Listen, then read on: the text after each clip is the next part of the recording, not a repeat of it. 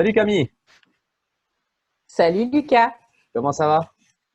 Bah, ça va bien et toi? Mais tout bien, merci. Ravi de t'accueillir dans la Casa del Starter. C'est top. Ouais, ça fait plaisir en tout cas de pouvoir échanger avec d'autres freelances, d'autres indépendants. Ça fait du bien dans cette période. Ouais, j'imagine.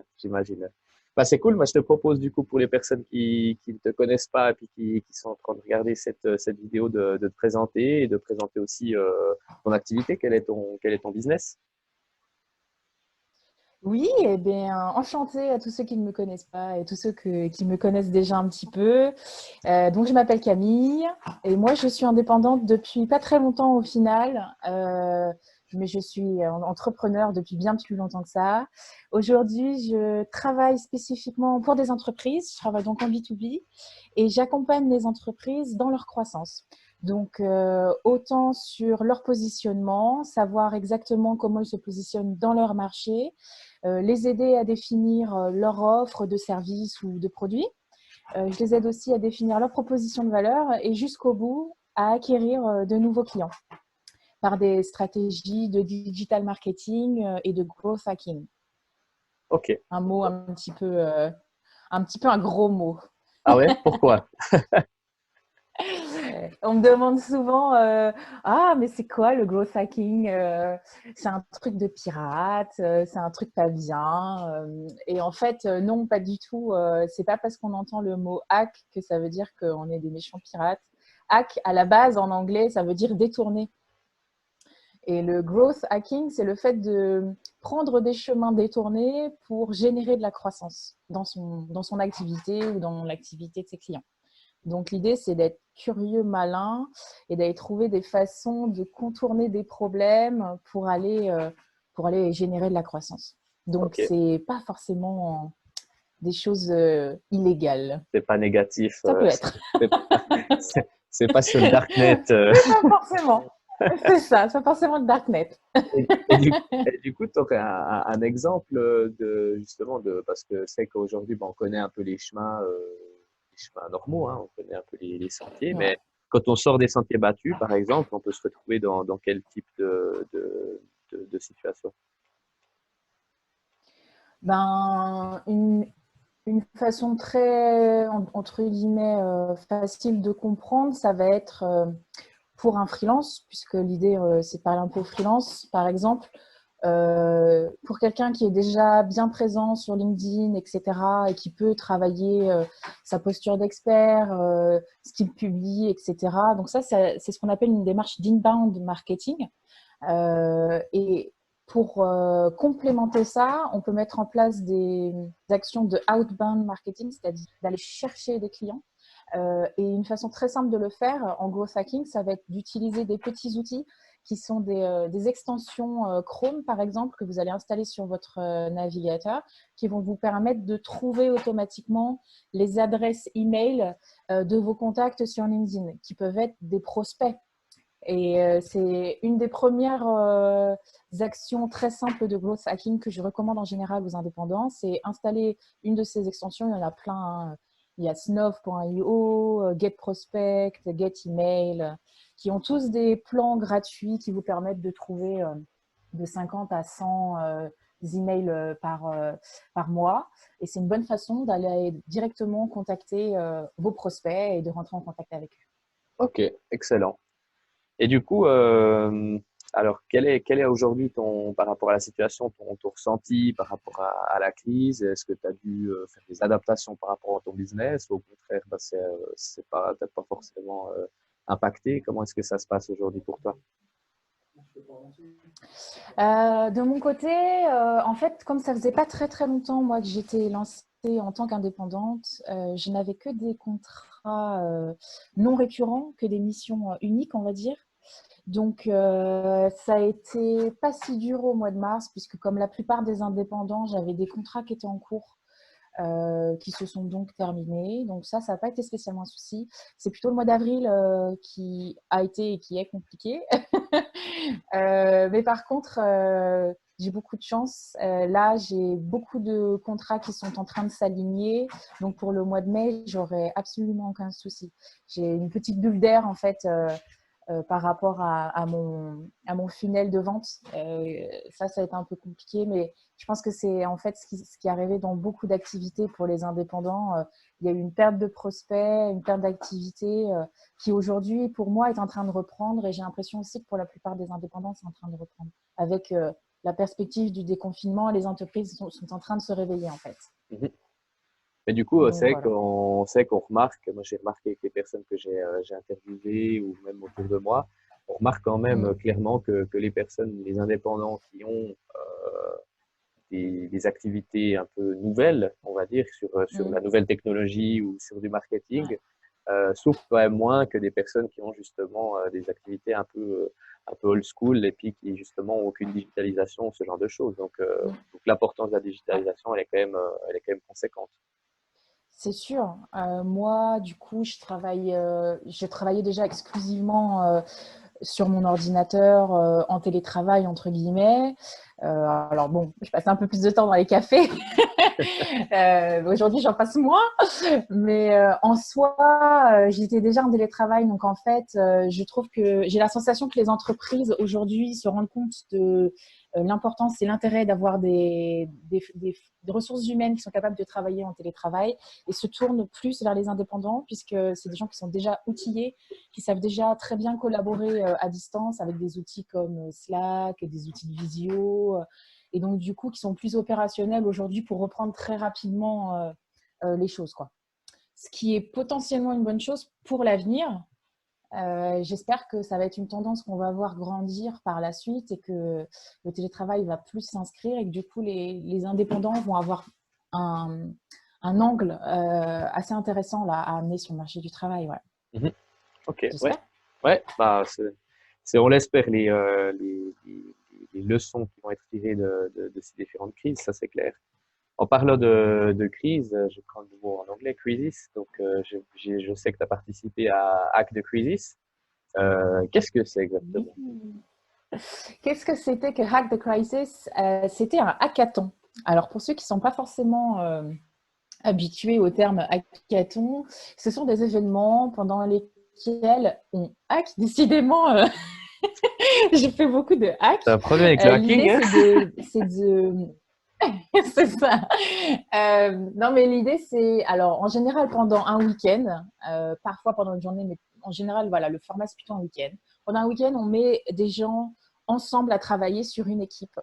On essaye de faire des équipes assez hétérogènes, c'est-à-dire avec plusieurs types de compétences complémentaires. Et l'idée, c'est qu'ils créent un projet. Alors, soit c'est leur projet, soit on leur propose un projet. Et ils travaillent pendant un week-end pour apporter une solution à un problème. Hack the Crisis, c'était un hackathon entièrement en ligne qui est, à l'origine, c'était une initiative estonienne, hein, si je ne me trompe, et ça a émergé pendant la crise du Covid. Et l'idée, c'était d'apporter des solutions aux problématiques qu'on rencontre pendant cette crise, qu'elles soient des solutions en santé, des solutions solidaires, des solutions pour la crise économique, pour le coup, que cela engendre. Et donc, l'édition française a eu lieu il y a une quinzaine de jours. Et c'était du 17 au 19 avril. Il y a eu 1100 participants, 150 mentors, je crois. Enfin, c'était énormissime. Ok. Pour avoir fait beaucoup de hackathons, Tout en j'en ai virtuel. jamais vu des hauts complètement. Et du coup, ça a été super riche. Il y a eu une soixantaine de projets proposés et au final, 6 projets qui ont reçu des prix. Et il y a eu un deuxième hackathon le week-end dernier qui était celui-là, le Startup Weekend, qui était pour le coup en même temps dans le monde entier. Et j'ai été très très fière puisque une des équipes que je mentorais sur Hack the Crisis a reparticipé au Startup Weekend derrière et a gagné. Donc Ok. j'étais hyper fière. C'était Donc ça, ma c'était petite fierté du début de donc, semaine. donc une team en fait dont tu étais le mentor, c'est ça? Exactement, puisque Ok. j'étais donc mentor sur Hack the Crisis. J'ai Ok. pas fait le Startup Weekend parce que j'étais un peu fatiguée, Ouais. C'était quoi le mais j'ai projet du été en coup? train de...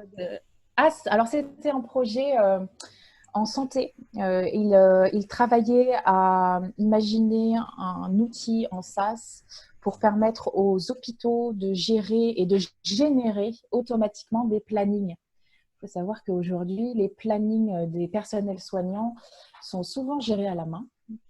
Et si ce n'est pas à la main, c'est avec des outils qui ne sont pas du tout fluides à utiliser et qui ne permettent pas de le faire automatiquement avec un algorithme qui essaye de prendre en compte le maximum de contraintes.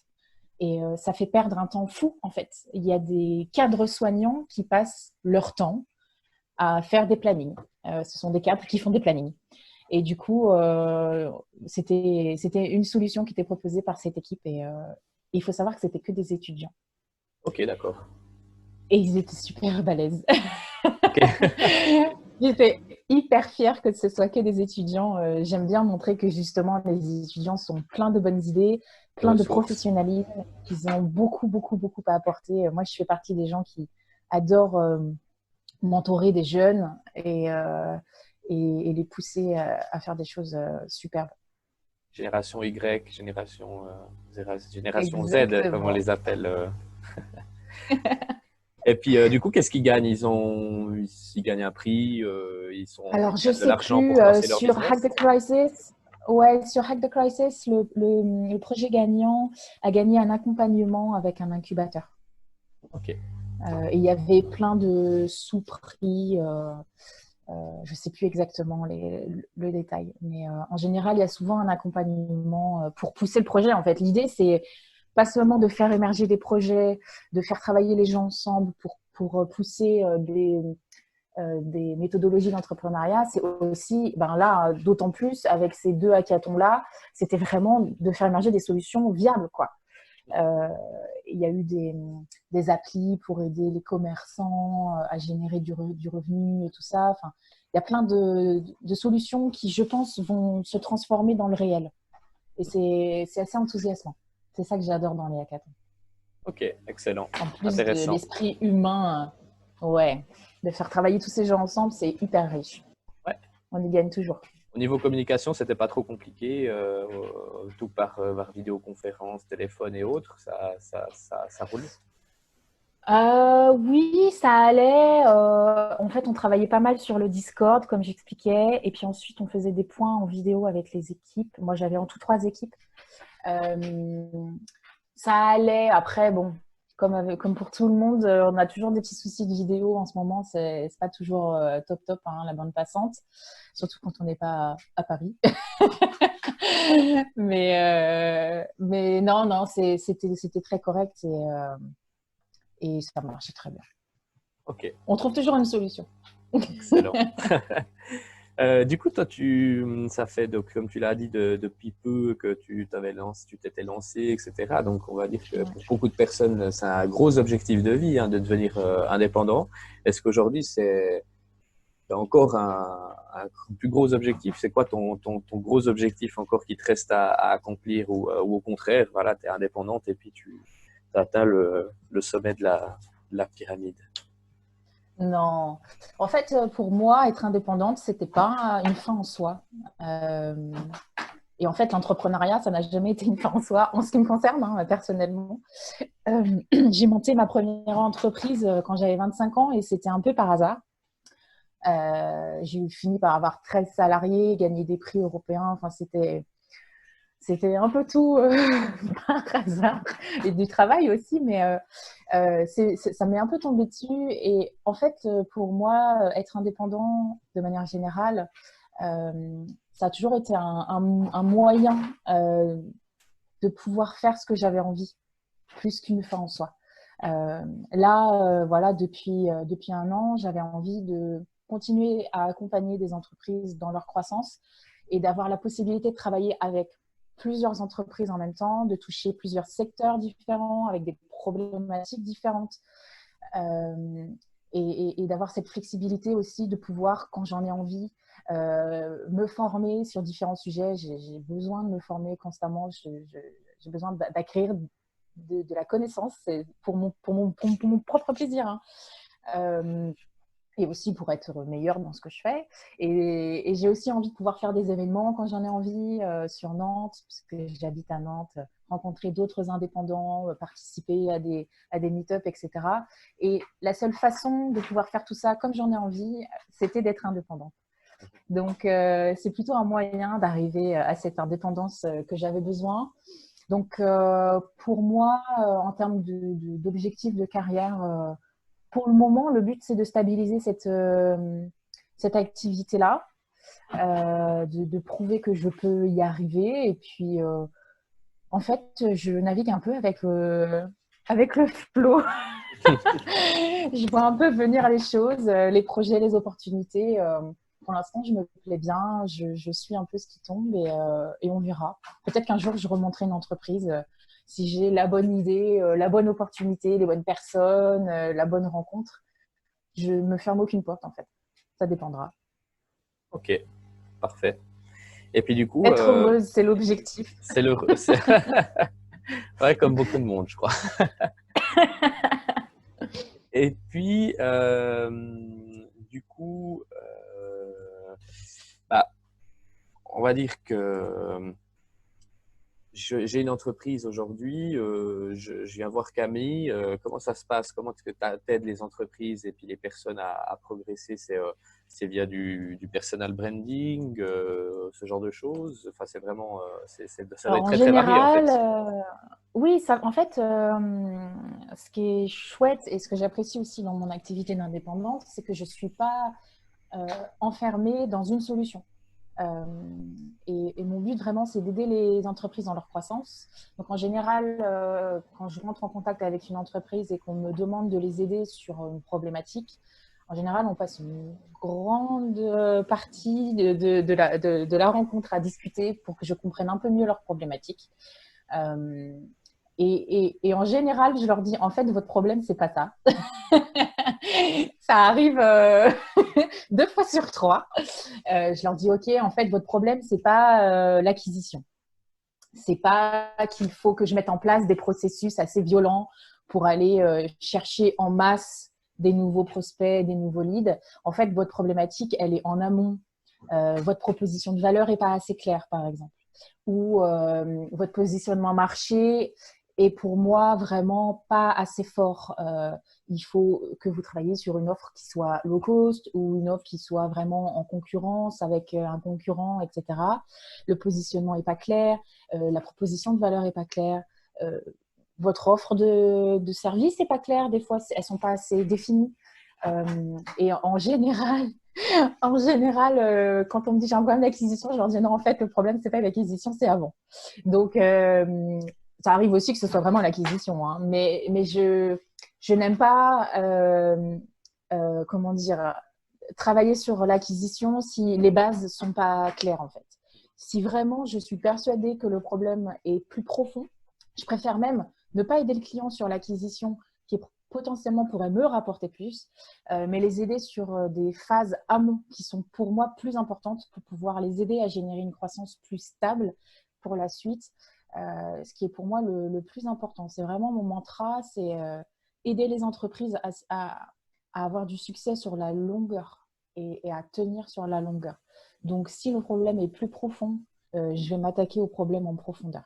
Et si on peut ensuite redescendre sur des problématiques d'acquisition, avec grand plaisir, je le ferai et on fera du gros hacking. Il n'y a pas de souci, mais c'est hyper important, surtout quand on fait de la quantité, avec des techniques de gros hacking, par exemple, si on crée des énormes bases de données avec des milliers, des dizaines de milliers de clients potentiels, par exemple, et qu'on va aller les chercher directement, c'est hyper important d'avoir une offre de service claire, une proposition de valeur claire. Si ce n'est pas clair, ça ne servira à rien. Et le problème, c'est qu'on va pouvoir revenir vers eux. On va complètement cramer ces leads-là, quoi. Donc, c'est vraiment très important de partir sur des bases saines. Ok, excellent. Donc, en général, je vous dis non, c'est pas ça le problème. Dernière question. Pour Oui. toi, tes trucs et astuces pour un personal branding de qualité, pour un personal branding réussi. Un personal branding de qualité, il y a deux C'est choses. important déjà. Oui, bah, pour les indépendants, oui, c'est important. En tant qu'indépendant, ce que vous vendez, c'est pas du menu labeur, entre guillemets, d'Indien. Désolée pour la référence. Mais ce que vous vendez, c'est de l'expertise. Vous êtes là pour vendre une expertise sur un secteur qui est le vôtre. Et donc, du coup, il faut que vous vendiez de la qualité à vos clients. Et pour vendre de la qualité, il faut pouvoir montrer sur différentes plateformes qui sont les vôtres, hein, il y aura probablement LinkedIn dedans, euh, le super travail que vous faites. Donc, du coup, travailler votre personal branding, ça va être hyper important. Il y a plusieurs façons de le faire. Hein. C'est de travailler sur LinkedIn, avoir un site web, travailler sur des use cases, etc. Il n'y a pas de recette miracle. Il y a des choses qui marchent généralement bien, mais ça va vraiment dépendre de ce que vous avez envie de faire aussi. Le conseil que je vous donnerais, c'est deux choses. La proposition de valeur.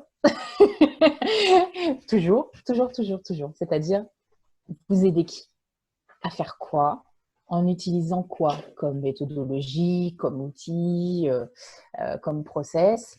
Et ça, c'est hyper important, que vous ayez bien en tête votre client idéal et que vous ayez bien en tête ce que vous faites pour eux de manière claire, simple. Il ne faut pas que ça prenne 5 minutes à expliquer. Déjà, ça, c'est hyper important parce que ça va vous aider à définir votre stratégie de personal branding. Et dans un deuxième temps, c'est vous regardez, vous, en fait, qui vous êtes. Votre personal branding, comme le nom l'indique, il faut que ce soit personnel, et ça, c'est hyper important aussi. Est-ce que vous êtes hyper sérieux, hyper guindé, c'est très bien, il n'y a aucun souci. Ou est-ce que vous êtes plutôt rigolo, jovial, ça, c'est un peu moi, par exemple. Rigolo, jovial, mais professionnel. Et en fait, du coup, ça va aussi pas mal déterminer les clients que vous allez avoir. Moi, les clients qui sont hyper guindés et qui cherchent quelqu'un en costard-cravate, ils vont pas venir me chercher. Et en fait, j'ai pas hyper envie de travailler avec eux non plus. Moi, j'ai envie de pouvoir tutoyer mes clients et d'être hyper proche et d'être dans l'accompagnement vraiment aussi des personnes. Donc en fait, soyez vous-même, définissez c'est quoi, c'est qui vous-même et définissez aussi très fortement votre proposition de valeur. Vous mélangez tout ça, ça va faire votre personal branding. Excellent, parfait. Ben, merci beaucoup, Camille. Tu m'entends? Donc voilà. Oui, je t'entends. Ah, ok. Ben, merci beaucoup, Camille. C'est top. Merci à toi. Sympa d'avoir partagé tout ça avec toi. Et puis, du coup, je te souhaite tout de bon pour la suite, pour tes activités. Et puis, on se réjouit que ce putain de virus soit passé pour qu'on puisse continuer d'aller de l'avant. Ouais, c'est ça. À très bientôt, hors confinement. Et n'hésitez pas, j'adore discuter sur LinkedIn. Je passe ma journée à discuter sur LinkedIn avec les gens. Si vous avez des trucs à me dire, ajoutez-moi. Ça marche, le message est passé. Top. Alors, toute bonne continuation. À bientôt. Bye bye. Merci beaucoup. Ciao, ciao.